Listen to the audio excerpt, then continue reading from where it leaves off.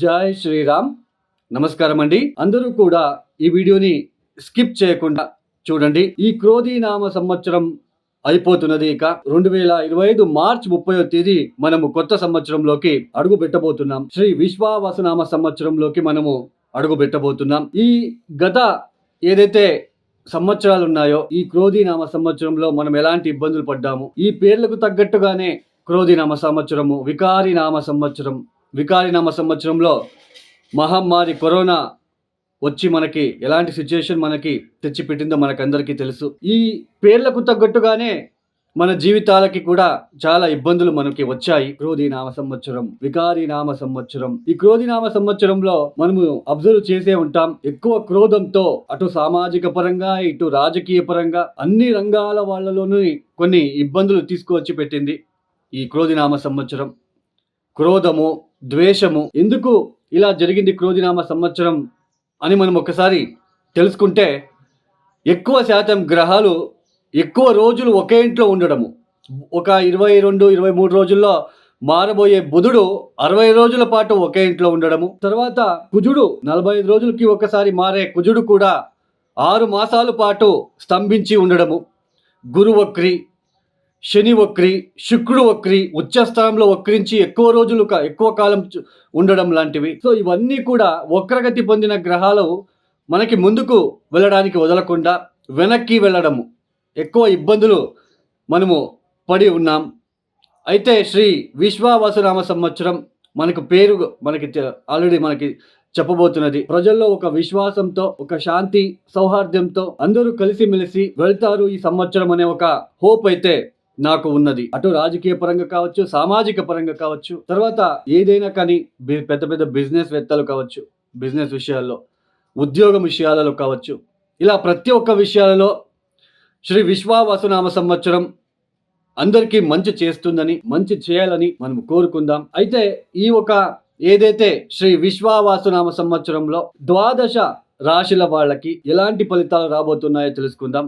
దానికన్నా ముందు ఒక 2-3 నిమిషాల పాటు మీకు కొన్ని విషయాలని మీకు చెప్పబోతున్నాను. సోది అని అనుకోవద్దండి. సో అందరికీ కూడా అర్థం అవ్వాలి, అర్థం చేసుకోవాలి అనే ఉద్దేశంతోనే నేను ఇక్కడ చెప్పడం జరుగుతున్నది. ఈ గ్రహ సంచారం ఈ సంవత్సరం కనుక చూసుకున్నట్లయితే మార్చ్ 29వ తేదీ నుంచి శని గ్రహ మార్పు అనేది జరగబోతున్నది.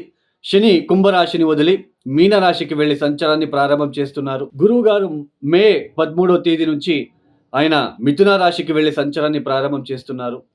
రాహుకేతులు ఇద్దరు కూడా మే 18వ తేదీ నుంచి రాహు కుంభంలో, కేతు సింహరాశిలో సంచారాన్ని చేస్తున్నారు. ఇక్కడ మనకి చాలా మందికి ఏంటి అంటే, ఈ ఏళ్నాటి శని, అష్టమ శని, పంచమ శని, అర్ధాష్టమ శని అనగానే భయపడుతూ ఉంటారు. ఆ భయపడుతూ ఒక జ్యోతిష్కుడి దగ్గరికి వెళ్తారు. ఇప్పుడు అన్ని రంగాలలో కూడా మనీ మైండెడ్ పీపుల్స్ ఎక్కువైపోయారు. వాళ్ళకి అక్కడ ఏ దశాభుక్తి జరుగుతుందో తెలియదు. అష్టకవర్గ బిందులు శని ఎన్ని ఇచ్చాడు, గురు ఎన్ని ఇచ్చాడు, ఇప్పుడు మిథున రాశికి గురు వెళ్తున్నాడు, అష్టకవర్గ బిందులు ఎన్ని ఇచ్చాడు, శని మీనరాశికి వెళ్తున్నాడు, మీ జన్మజాతకంలో శని ఎన్ని బిందువులు ఇచ్చాడు, దశా పీరియడ్ ఏది జరుగుతుంది, ఎవరికి ఈ ఏళ్నాటి శని, అష్టమ శని, పంచమ శని ఎక్కువ ఇబ్బంది పెడుతుంది, ఇవి అస్సలు తెలుసుకో. ఇవన్నీ పక్కన పెట్టేసి ఈ ఏళ్నాటి శని జరుగుతూ ఉంటుంది. ఒక వ్యక్తి జ్యోతిష్కుడి దగ్గరికి వెళ్తాడు. ఆ జ్యోతిష్కుడు శని గ్రహానికి సంబంధించిన నీలమణిని సజెషన్ ఇస్తున్నారు, ఉంగరం పెట్టుకోండి అని. తర్వాత ఇక్కడ ఇంకొక విషయం ఏంటి అంటే, ప్రజల్లో కూడా అలాంటి భావన వచ్చేసి, అంటే ఉంగరం పెట్టుకోగానే మన తలరాతలు మారిపోతాయి అన్నట్టుగా అనుకుంటూ ఉంటారు.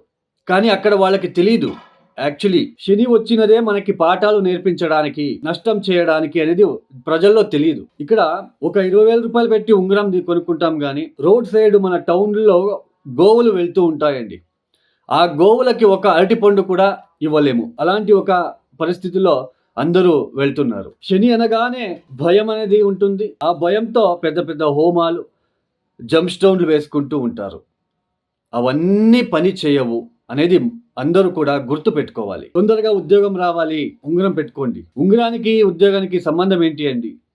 మీ జన్మజాతకంలో దశమాధిపతి ఎక్కడున్నాడో, అమాత్యకారకుడు చాలా కీలకమైన పాత్ర అనేది వహిస్తుంది ఉద్యోగం విషయాలలో. తర్వాత ఈ భార్యాభర్తల మధ్య చాలా ఒడిదొడుకులు ఫేస్ చేస్తూ ఉంటారు. భార్యాభర్తలు ఇద్దరు కూడా చాలా ఇబ్బందులు పడుతూ ఉంటారు. పెళ్లి జీవితం చాలా ఇబ్బందులు పడుతూ చాలా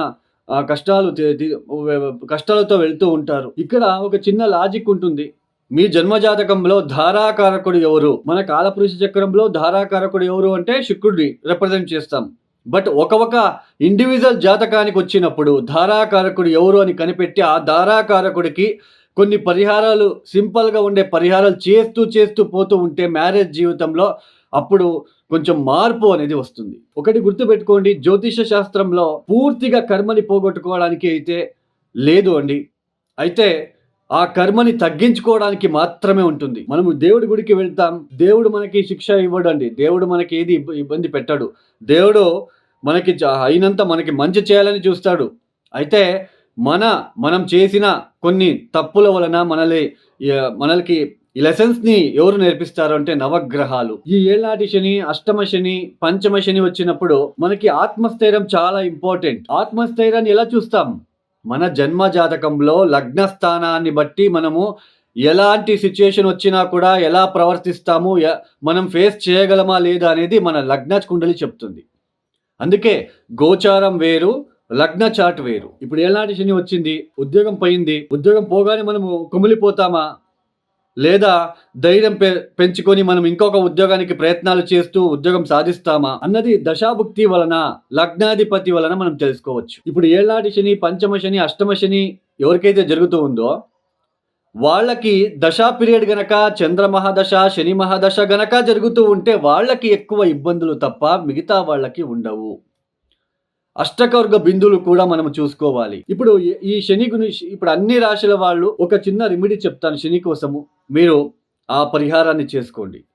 16 శనివారాలు ఈ బెల్లం నీళ్లు కలిపిన, ఏదైతే నీళ్లలో బెల్లం కలిపి ఆ నీళ్లతో గోధుమ పిండి తడిపి చిన్న చిన్న ఉంటలు చేయాలి. 8 ఉంటలు లేదా 16 లేదా 17 ఉంటలు చేసుకొని ఆ ఉంటలు చేసేటప్పుడు శం శనైశ్చరాయ నమః, శం శనైశ్చరాయ నమః, శం శనైశ్చరాయ నమః అనే ఒక మంత్రాన్ని పఠిస్తూ ఆ ఉంటలు చేసి టెరెస్ మీద కానీ కాంపౌండ్ మీద కానీ పెట్టండి 16 శనివారాలు. ఇది చేసి చూడండి, మీకు అర్థమవుతుంది. అవి పక్షులు తింటాయో, కాకులు తింటాయో, ఎలుకలు తింటాయో తెలియదండి. బట్ అది చేసి చూడండి. ప్లస్ ఇంకొక పరిహారం ఏంటి అంటే, తమిళనాడు దగ్గర పాండిచేరి మధ్యలో తిరువనెల్లూరు అని ఒక క్షేత్రం ఉంది, శని క్షేత్రం. అక్కడికి వెళ్ళి తగిన అభిషేకాలు, తైలాభిషేకం లాంటివి చేయించుకోవడా రావడానికి మాత్రమే ప్రయత్నం చేయండి. ఈ ఏళ్ళనాటి శని, పంచమ శని, అష్టమ శని వచ్చినప్పుడు శని మంత్రాలు కూడా చదువుకోరాదు అని నేను సజెషన్ ఇస్తానండి. ఎందుకంటే శని బలహీనపడి అక్కడ మనకి కర్మానుసారంగా మనకి ఇబ్బంది పెట్టడానికి వస్తూ ఉన్నాడు. మనము ఆయన నుంచి తప్పించుకోవాలి, తర్వాత ఆయన్ని ప్రసన్నం చేసుకోవాలి. అలాంటి పరిహారాలే మనం పాటించాలి. కాలభైరవేశ్వర గాయత్రి మంత్రం వస్తుంది, శివ పంచాక్షరి మంత్రం వస్తుంది. వృద్ధులకి సహాయ సహకారాలని అందించండి. తర్వాత గాడ్రేజ్, బీర్వా లాంటివి దానాలు ఇవ్వండి. ఏదైనా అనాథాశ్రమాలు, వృద్ధాశ్రమాలకి డొనేషన్ ఇవ్వండి. శని నుంచి తప్పించుకోవాలనే ఒక తపనతో సామూహికంగా హోమాలు, పెద్ద హోమాలు, జెమ్ స్టోన్లు ఇవన్నీ పని చేయవు. బాగా గుర్తు పెట్టుకోండి. పరిహారాలు అనగానే ఇవి కాదండి, వందల కొద్ది సింపుల్ రెమెడీస్ ఉన్నాయి. చాలా సులభమైన పరిహారాలు ఉన్నాయి, అవి చేస్తే చాలు. ఫర్ ఎగ్జాంపుల్, ఒక 108 రోజులు సాయంత్రం పూట ప్రదోష కాలంలో ఒక నువ్వుల ఒత్తి వెలిగించి శివ పంచాక్షరి మంత్రం 1000 సార్లుకి తక్కువగా చదువుకోకుండా ఒక 1000 సార్లు పైన చదువుకొని రండి. ఒక 108 రోజులు వరుసన చేయండి చాలు. ఎంత పాజిటివ్ ఎనర్జీ వస్తుందో చూడండి. సో గోచారం వేరు, మనకి జన్మ జాతకం వేరు. గోచారంలో శని బలము, ఇట్లా శని, ఏళ్ళనాటి శని, పంచమ శని, అష్టమ శని వచ్చినప్పుడు మనకి ఇబ్బంది పెట్టడానికి వచ్చినప్పుడు మనం ఎలా రియాక్ట్ అవుతాం, మనం ఎలా ఫేస్ చేస్తాము, మనము ఫేస్ చేయగలమా అని ఎక్కడ చూస్తాం, ఎలా చూస్తామంటే మీ జన్మ జాతకంలో లగ్న కుండలి బట్టి, దశా పీరియడ్ బట్టి చూస్తాం. సో ఇది అందరికీ అర్థం అవ్వాలనే ఒక ఉద్దేశంతో మీకు చెప్పడం జరిగింది. ఇక ఇండివిజువల్ రాశికి ఫలితాలు ఏదైతే చెప్పడం జరుగుతున్నదో, తర్వాత పరిహారాలు ఏదైతే నేను చెప్తున్నానో వాటిని మీరు పాటించుకుంటూ వెళ్ళండి. ఈ శనికి సంబంధించిన పరిహారాలు ఏదైతే బెల్లం నీళ్లు, గోధుమ పిండి మిక్స్ చేసి ఉంటలు చేసి 16 శనివారాలు టెరెస్ మీద పెట్టమని చెప్పాను. తర్వాత తిరువనెల్లూరు క్షేత్రానికి ఒకసారి వెళ్ళి రండి. ఫిబ్రవరి, మార్చ్, ఏప్రిల్, మే, జూన్, జూలై ఈ టైంలో మీకు ఎప్పుడైతే అప్పుడు ఒకసారి వెళ్ళి ఆయన్ని చూసుకొని దర్శనం చేసుకొని రండి. అంతే తప్ప ఈ ఏళ్ళనాటి శని, పంచమ శని, అష్టమ శని వచ్చినప్పుడు నేను చెప్పేది ఏంటి అంటే శని మంత్రం చదువుకోవద్దు. దాని బదులుగా శివ పంచాక్షరి మంత్రాన్ని చదువుకోండి. మనకి ఇబ్బంది పెట్టడానికి వచ్చి ఉన్నాడు కాబట్టి ఆయనకి ఒకసారి పెద్దగా ఏదైనా క్షేత్రానికి వెళ్ళి, ఆయనకు సంబంధించిన క్షేత్రానికి వెళ్ళి తైలాభిషేకం లాంటివి చేయించుకొని వచ్చిన తర్వాత మీరు ప్రతిరోజు శివ పంచాక్షరి మంత్రము ఇలాంటివి చేసుకుంటూ వెళ్ళండి. ఖచ్చితంగా రిలీఫ్ అనేది వస్తుంది. తర్వాత ఇంకా కొంతమంది ఏం చేస్తుంటారు అంటే నవగ్రహాలు ఎక్కడుంటారో అక్కడ వెళ్ళి శనిని తాకి మీరే ఆ తైలాభిషేకం చేస్తూ ఉంటారు. అలా చేయకండి. బ్రాహ్మణుడితో చేపించాలి, పంతులతో చేపించాలి. పంతులని అయ్యా ఒక రిక్వెస్ట్ రూపంలో అడిగించి చేపించుకోండి, మీరు చేయకండి. సో మీకు అర్థమైంది అని భావిస్తున్నాను. ఇక ద్వాదశ రాశి వాళ్ళకి ఒక్కొక్క రాశి గురించి నేను ఎక్స్ప్లెయిన్ చేసి రెమెడీస్ ఇస్తాను, అవి చేసుకుంటూ వెళ్ళండి. అలాగే ఎవరికైనా పర్సనల్ ఆస్ట్రాలజీ కన్సల్టేషన్ కావాలనుకున్న వాళ్ళు డిస్ప్లే అవుతున్న నంబర్కి మీరు నేరుగా కాల్ చేయండి. మీరు ప్రాబ్లమ్స్ ఏమీ చెప్పుకోరాదు నా దగ్గర. నాకు కావాల్సింది డేట్ ఆఫ్ బర్త్, టైమింగ్స్, ఎక్కడ పుట్టారో మాత్రమే కావాలి. నేనే ఎక్స్ప్లెయిన్ చేస్తాను ఏ ప్రాబ్లంలో మీరు ఉన్నారు, ఎక్కువ ఏ విషయాల్లో మీరు ఇబ్బందులు పడుతూ వస్తున్నారు, మీ టోటల్ జాతకంలో ఏ ప్లానెట్కి మీరు ఎక్కువ రెమెడీస్ చేసుకుంటే మీ జీవితంలో కొంచెం బాగుంటుంది, రాబోయే రోజులు ఎలా ఉంటాయి, ఇలా ప్రతి ఒక్కటి ఎక్స్ప్లెనేషన్ చేసిన తర్వాత మీరు ఏదైనా క్వశ్చన్స్ అడగవచ్చు. స్వయంగా నేనే మీకు కాల్ పిక్ చేస్తాను. మీకు ఎవరికైనా పర్సనల్ ఆస్ట్రాలజీ కన్సల్టేషన్ కావాలనుకున్న వాళ్ళు కింద డిస్ప్లే అవుతున్న నెంబర్కి నేరుగా నాకు కాల్ చేయండి. ఇక ద్వాదశ రాశిల వాళ్ళకి ఎలాంటి ఫలితాలు ఉన్నాయో ఒక్కొక్క రాశి గురించి మనము చూసుకుంటూ వెళ్దాం. శ్రీ విశ్వావసునామ సంవత్సరంలో కుంభరాశి వాళ్ళకి ఎలాంటి ఫలితాలు రాబోతున్నాయో తెలుసుకుందాం. మీకు ఆల్రెడీ కుంభరాశి వాళ్ళకి తెలుసు, ఆల్రెడీ ఏళ్ళనాటి శని మీరు ఫేస్ చేస్తున్నారు. అందులోన ఈ 2022, 23, 24 ఇవన్నీ కూడా జన్మ శనిలో మీరు చాలా ఇబ్బందులు పడుతూ వస్తున్నారు. ఇక మీద అంటే యుగాది రోజు నుంచి ద్వితీయ స్థానానికి వెళ్ళి సంచారాన్ని ప్రారంభం చేయబోతున్నారు. జన్మరాశిని వదిలేస్తున్నారు. ఇన్ని రోజులు ఏదైతే మీరు పడ్డారో మానసిక క్షోభ లాంటిది, శారీరకంగా ఇబ్బందులు, మానసిక పరంగా చాలా ఒత్తిడిలు, తర్వాత లేజినెస్, అవమానాలు, అపవాదాలు, ఉద్యోగంలో ఇబ్బందులు ఏదైతే మీరు పడ్డారో అవన్నీ కూడా తగ్గుముఖమవుతాయి. ద్వితీయానికి వెళ్తున్నాడు. ద్వితీయానికి వెళ్ళిన తర్వాత ఒకలాగా ఫలితాలు అనేది వస్తాయి. ఇక మీద మానసిక పరంగా, శారీరక పరంగా ఇవన్నీ తగ్గుముఖమవుతాయి. దీంతో పాటు గురువు గారు అర్ధాష్టమ గురు దోషం తొలగి మీకు మే 13వ తేదీ నుంచి పంచమ గురుబలం రాబోతున్నది ఈ ఒక కుంభరాశి వాళ్ళకి. అలాగే జన్మ రాశిలోకి రాహు వస్తున్నాడు మే 18వ తేదీ తర్వాత. సప్తమానికి ఇక్కడ కేతు రాబోతున్నాడు. ఇక్కడ ఏదైతే ఈ కుంభరాశి వాళ్ళకి ఈ ద్వితీయ స్థానంలో ఏదైతే శని వెళ్తున్నాడో జన్మరాశి నుంచి ద్వితీయానికి వెళ్ళి ఏదైతే సంచారం చేయబోతున్నారో ఆ ద్వితీయ స్థానంలో శని అష్టకవర్గ బిందువులు ఎన్ని ఇచ్చాడు, దశా పీరియడ్ ఏది జరుగుతుంది చూసుకోవాలి. సామాన్యంగా ద్వితీయానికి వెళ్ళినప్పుడు కొన్ని కుటుంబ పరంగా మనము చేయవలసిన ఏదైతే పనులు ఉంటాయో పెండింగ్ పనులన్నీ పూర్తి చేయడానికి శని అవకాశం ఇస్తాడు. కొంచెం ఫైనాన్షియలీ ఎలా ఖర్చు పెట్టాలో మనకి నేర్పిస్తాడు, లెసన్స్ ని మనకి నేర్పిస్తాడు. ఈ సమయంలో కుటుంబ రీత్యా బాధ్యతలు ఎక్కువ మీ మీద పడుతూ ఉంటాయి. అయితే ఉద్యోగంలో ఉన్న ఆ స్ట్రెస్ తగ్గుతుంది ఈ సంవత్సరం నుంచి, ఈ యుగాది నుంచి కూడా ఆ ఉద్యోగంలో ఉంటున్న ఆ స్ట్రెస్ అని తగ్గుతుంది. అయితే జన్మ రాశిలోకి రాహు, సప్తమానికి కేతు, ఇక్కడ కొంచెం మ్యారేజ్ లైఫ్ లో కొంచెం చిన్నపాటి ఒడదొడుకులు ఉంటాయి తప్ప పెద్దగా మేజర్ ఇంపాక్ట్ అయితే మీ మీద ఉండదు. ఈ సమయంలో కొన్ని ఏదైతే బిజినెస్ విషయంలో కొంచెం జాగ్రత్తగా ఉండండి, బిజినెస్ ఎక్స్పాన్షన్ విషయంలో జాగ్రత్తగా ఉండండి. మీ పార్ట్నర్ మధ్య వేరే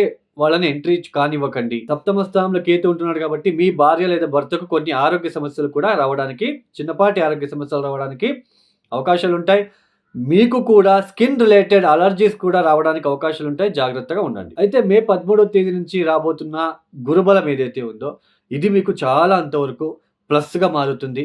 ఆర్థిక విషయాలలో అభివృద్ధి సాధించుకోవడం లాంటిది. ఇన్ని రోజులు ఏదైతే ఇబ్బందులు పడుతూ వచ్చారో మానసిక పరంగా, శారీరక పరంగా, ఆర్థిక పరంగా, ఉద్యోగరీత్యా ఏదైతే మీరు ఇబ్బందులు ఫేస్ చేశారో అవన్నీ కూడా తగ్గుముఖం అవుతాయండి. మీకు ఒకటి గుర్తు పెట్టుకోండి, ఈ ఏళ్ళనాటి శని సమయంలో మనం ఎన్ని పరిహారాలు జ్యోతిష్కుడు చెప్పినా ఇక్కడ ఆ వ్యక్తి చేసుకోవడానికి అవకాశం ఉండదు. ఎందుకంటే అలాంటి సిచ్యువేషన్లో ఉంటాడు. సరైన పరిహారాలు కూడా చేసుకోనివ్వడు. మీరు ఆల్రెడీ ఫేస్ చేసి ఉంటారు.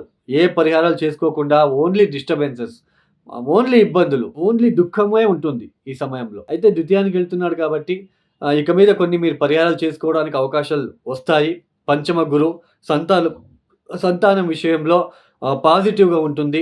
మీ ఆలోచన విధానంలో ప్లస్గా మారుతుంది. సంఘంలో మీకు ఒక గుర్తింపు రావడానికి అవకాశాలు ఉంటాయి. మీ పేరు ప్రఖ్యాతలు అంటే మీ పేరు అంటే మీ మీ మీ మీ మాటకు విలువ పెరుగుతుంది ఇక్కడ. మెయిన్ ఇక్కడ మీ మాటకు విలువ పెరగడానికి అవకాశాలు కూడా ఉంటాయి. టోటల్ కుంభరాశిలో ఏదైతే ఇన్ని రోజులు ఇబ్బందులు పడ్డారో అవన్నీ డిక్రీజ్ అవుతాయి. అయితే శని అష్టకర్గ బిందువులు మీన రాశిలో ఎన్ని ఇచ్చాడో చూసుకోండి. 4, 5, 6 ఇచ్చి ఉంటే ప్లస్‌గా ఉంటుంది. 0, 1, 2 ఇచ్చి ఉంటే కొంచెం ఆర్థిక రీత్యా, కుటుంబ రీత్యా కొంచెం అప్స్ అండ్ డౌన్స్‌ని మీరు ఫేస్ చేసుకుంటూ వెళ్ళాలి. దశా పీరియడ్ కూడా మీరు ఒకసారి చూసుకోండి. ఈ సమయంలో మీకు గనక గురు మహాదశ జరుగుతూ ఉంటే మరింత శుభ ఫలితాలు మీకు రావడానికి అవకాశాలుంటాయి. టోటల్ మొత్తానికి ఈ కుంభరాశి వాళ్ళకి జన్మ శని నుంచి బయటపడుతున్నారు. అర్ధాష్టమ గురు దోషం నుంచి బయటపడుతున్నారు. ఇది మీకు ప్లస్ అని చెప్పవచ్చు. అయితే అష్టకర్గ బిందులు మ్యాచ్ చేసుకోండి. దశా పీరియడ్ చూసుకోవాలి. అర్థమైంది కదండి. ఏది వచ్చినా మనకి ఏదైనా కష్టం వస్తే దాన్ని ఎలా ఫేస్ చేస్తాము, దాన్ని ఎలా ఫేస్ చేసి విన్ అవుతాము అనేది ఎలా తెలుసుకుంటాం? లగ్న కుండలి, లగ్నం నుంచి చూసుకుంటాం. అందుకే అంటే గోచారము, ఈ జన్మ జాతకము 2 కూడా కంపేర్ చేసుకుంటేనే మనకి ఎలాంటి ఫలితాలు వస్తాయనేది ఈజీగా మనము అర్థం చేసుకోవచ్చు. ఈ కుంభరాశి వాళ్ళు తప్పనిసరిగా ప్రతినిత్యం శివపంచాక్షరి మంత్రము, మహామృత్యుంజయ మంత్రాన్ని పఠించుకోవడము, వీలైతే కాళహస్తిలో రాహుకేతు శాంతి కూడా మీరు ఒకసారి ఎప్పుడైనా చేయించుకొని రావడానికి ప్రయత్నాలు చేసుకోండి. ఈ ఒక సమయంలో ఎక్కువ శని త్రయోదశి రోజు శివుడికి నువ్వుల నూనెతో అభిషేకాలు చేయించుకోండి ప్రదోష కాలంలో. వీలైతే గురువారం పూట ఎక్కడైనా అన్నదానాలు జరుగుతూ ఉంటే శనగలని ఇవ్వండి. లేదా గురువారము బూందీ లడ్డులని మీకు ఇష్టమైన గుడిలో, అది ఈశ్వర టెంపుల్ కావచ్చు, దక్షిణామూర్తి కావచ్చు, సాయిబాబా టెంపుల్ కావచ్చు, ఏ టెంపుల్‌లో అయినా మీరు నైవేద్యం రూపంలో పెట్టించి అక్కడ ఉన్న వాళ్ళందరికీ ప్రసాదం రూపంలో ఇవ్వడానికి మీరు ప్రయత్నాలు చేసుకోండి. ఈ ఒక వీడియో మీకు నచ్చితే లైక్ చేయండి, షేర్ చేయండి, సబ్స్క్రైబ్ చేసుకోండి. సర్వే జనో సుఖినో భవంతు. ధన్యవాదములు. జై శ్రీరామ్.